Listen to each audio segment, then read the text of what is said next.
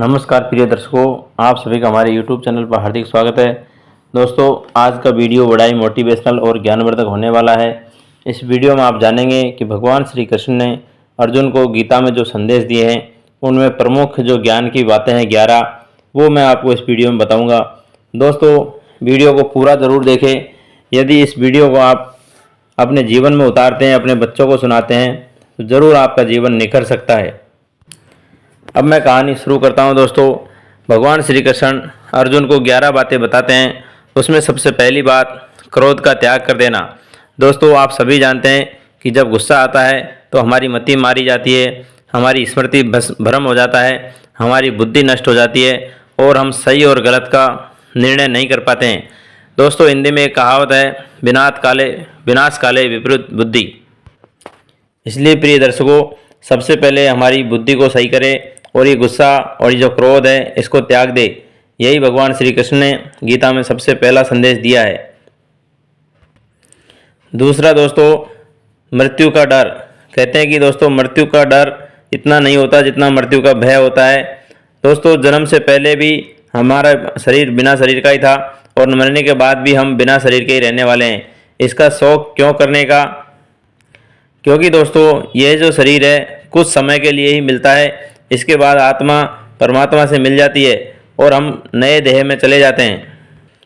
कोई भी इंसान ऐसा नहीं है जो अमर फल खा के आया हो, अमर बेल खा के आया हो, जिसकी वजह से यहाँ हमेशा रहेगा, अर्थात हमेशा जवान बना रहेगा।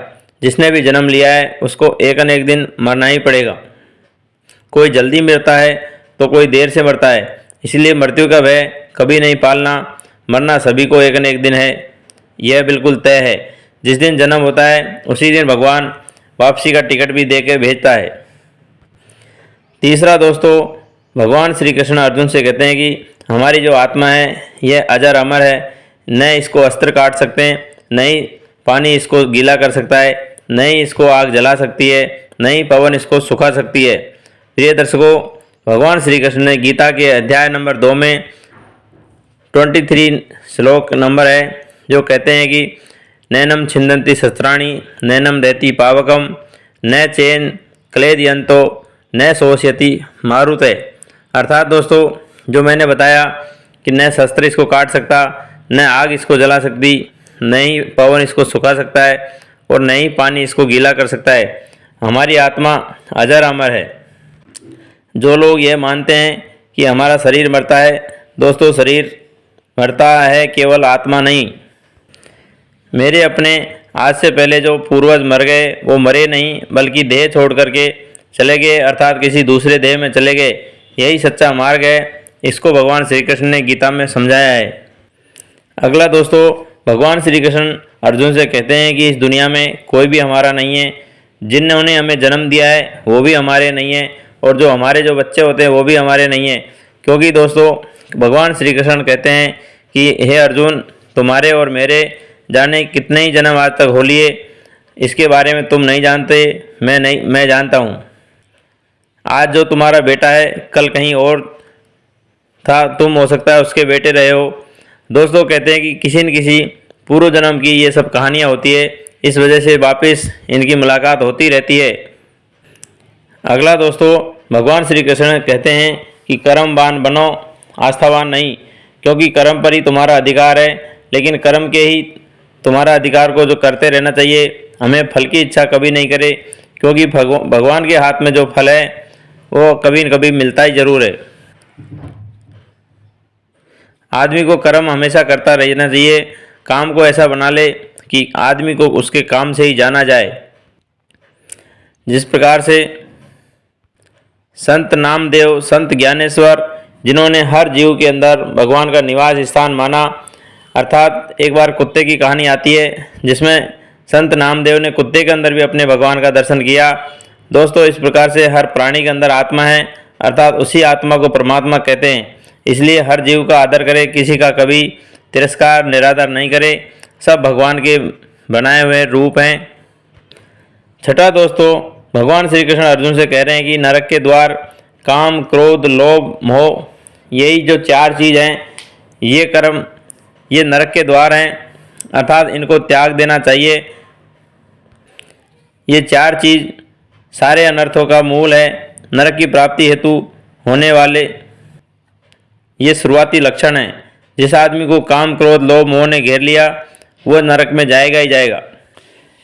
काम क्रोध लोभ मोह ये हमें अधोगति में ले जाते हैं और एक दिन हमारे जीवन का पतन कर देते हैं।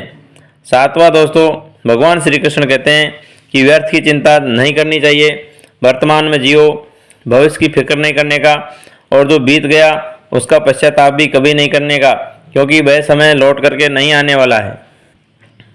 कोई तुम्हें मार नहीं सकता है। कहते हैं कि दोस्तों आत्मा न पैदा होती है और न ही मरती है। जो हुआ अच्छा हुआ, जो हो रहा है वह भी अच्छा हो रहा है, और जो आगे होने वाला है वह भी अच्छा ही होगा। इसलिए भूत और भविष्य की चिंता छोड़े, वर्तमान को प्रसन्नता के साथ करे और अपना कर्म ही पहचान बनाए। भगवान श्री कृष्ण ने कर्म को गीता में बहुत अच्छा बताया गया है। 8वां दोस्तों, भगवान श्री कृष्ण कहते हैं कि लगाव ही दुख का कारण है, अर्थात जो हमारी इच्छा है, हमारी जो जागृति है, यही हमारा लगाव दुख का कारण बनता है। तुम क्या लाए थे जो तुमने खो दिया, और तुम क्या पैदा किया था जो तुमने नाश हो गया। न तुम लेकर के आए थे और नहीं लेकर के जाओगे, खाली हाथ आए थे और खाली हाथ जाओगे।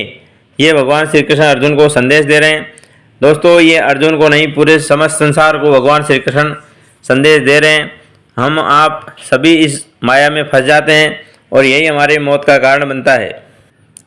जिसे आज तुम अपना समझ के जी रहे हो, ये कल किसी और का था और तुम्हारे जाने के बाद कल किसी और का होगा। दोस्तों जिस चीज़ को हम अपना मान लेते हैं, जिस चीज़ में हमारी आसक्ति कर लेते हैं, यही सबसे बड़ा दुख का कारण है। 9वां दोस्तों, भगवान श्री कृष्ण कहते हैं कि परिवर्तन को समझो। जो परिवर्तन के साथ रहेगा वही जी पाएगा, क्योंकि यह संसार का नियम है, यह प्रकृति का नियम है। प्रकृति पल पल में बदलती है। जो कल था वो आज नहीं, और जो आज है वो कल नहीं रहेगा। मेरा तेरा ये छोटा बड़ा अपना पराया मन से मिटा दो, फिर सब तुम्हारा है। किसी चीज़ में जब लगाव आसक्ति छोड़ देंगे तो आपको मरने के समय या किसी चीज़ का छोड़ने के समय आपको बिल्कुल भी दुख नहीं होगा। भगवान श्री कृष्ण कहते हैं कि आप परमात्मा के होकर जिए, परमात्मा को समर्पित कर दें। तो जिस प्रकार से LIC का स्लोगन होता है, योग क्षेम वहम में हम, अर्थात भगवान श्री कृष्ण आपका जो प्राप्त है उसकी भी रक्षा करते हैं, और जो नहीं मिला है वो भी भगवान श्री कृष्ण की कृपा से आपको ज़रूर मिलेगा। हमारा शरीर 5 तत्वों से मिलकर के बना है, अग्नि जल वायु पृथ्वी आकाश, जो कि मरने के बाद अग्नि अग्नि में समा जाती है, जल पृथ्वी में चला जाता है, वायु वायु में निकल जाती है, अर्थात हमारी प्राण वायु, और जो आकाश तत्व है वो आकाश में उड़ करके चला जाता है। दोस्तों ये पूरा शरीर माया का रचित है, जिसको आज हम घमंड के मारे चकनाचूर होकर के किसी को कुछ मानते ही नहीं हैं। अगला दोस्तों, धर्म की शरण में रहो। भगवान श्री कृष्ण कहते हैं कि यदि तुम सर्वस्व परमात्मा को न्योछावर कर देते हैं तो ऐसा कोई नहीं जो आपका कष्ट पड़ने पर भगवान आपकी मदद नहीं करे। दोस्तों भक्तमाल नाम का एक ग्रंथ है, जिसमें आप पढ़ेंगे भगवान श्री कृष्ण ने कितने ही भक्तों के आदमी के रूप में जाकर के उनकी चाकरी किया है। दोस्तों आप समझ सकते हैं कि जहाँ भी आदमी पग रखता है वहाँ भगवान पहले ही अपना हाथ पसार देता है। आप कभी भगवान का ये जो भक्तमाल ग्रंथ है ये पढ़ेंगे तो आपका जीवन हूबहू भगवान के प्रति न्योछावर हो जाएगा। इसलिए अपने आप को भगवान को अर्पित करें, यही सबसे अच्छा उदाहरण है। दोस्तों भय चिंता शोक सबको हमेशा के लिए छोड़ देना चाहिए। भगवान श्री कृष्ण कहते हैं कि आप सारे धर्मों को छोड़कर मेरी शरण में आ जाओ, मैं आपका एक बाल भी बांका नहीं होने दूंगा। गीता में श्लोक है कि सर्वधर्मान् परित्यज्य मामेकं शरणं व्रज, अर्थात सभी धर्मों को छोड़ करके आप मेरी शरण में आ जाओ।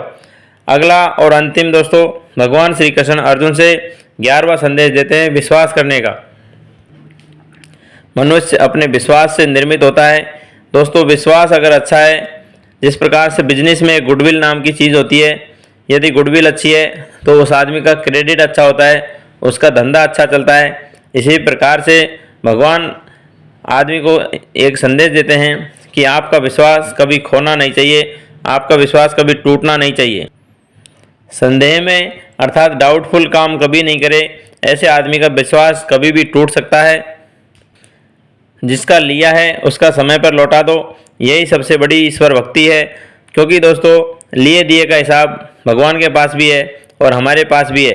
कोई आदमी ले लेता है, इसके बाद पलट करके देता भी नहीं है, यह सबसे बड़ा नरक का कारण है।